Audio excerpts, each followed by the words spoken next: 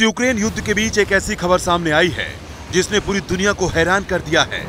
दरअसल रूस के राष्ट्रपति व्लादिमीर पुतिन अब न्यूक्लियर ऑपरेशन की तैयारी में जुट गए हैं, जिसका सबसे पक्का सबूत है न्यूक्लियर पावर से लैस घातक बॉम्बर Tu-160M को अपग्रेड कर जंग के मोर्चे पर तैनात करना।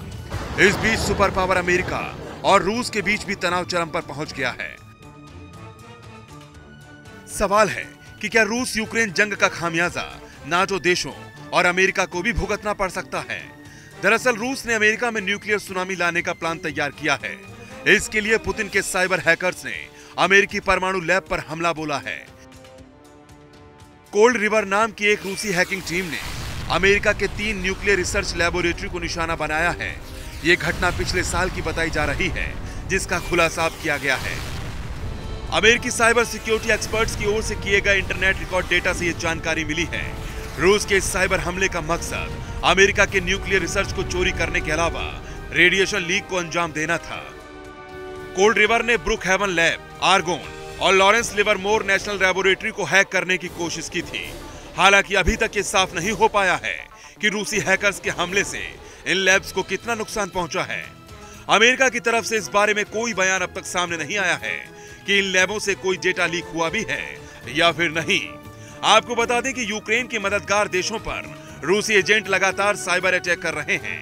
हैरान करने वाली बात यह है कि रूस के राष्ट्रपति व्लादिमीर पुतिन ने अगस्त में ही इसके संकेत दे दिए थे।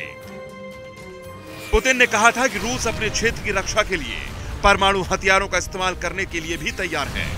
कोल्ड रिवर हैकिंग टीम का नाम साल 2016 में सुर्खियों में आया था, जब ब्रिटेन के फॉरेन ऑफिस को निशाना बनाया गया था। तब पहली बार कोल्ड रिवर खुफिया एजेंसियों की रडार पर आया था।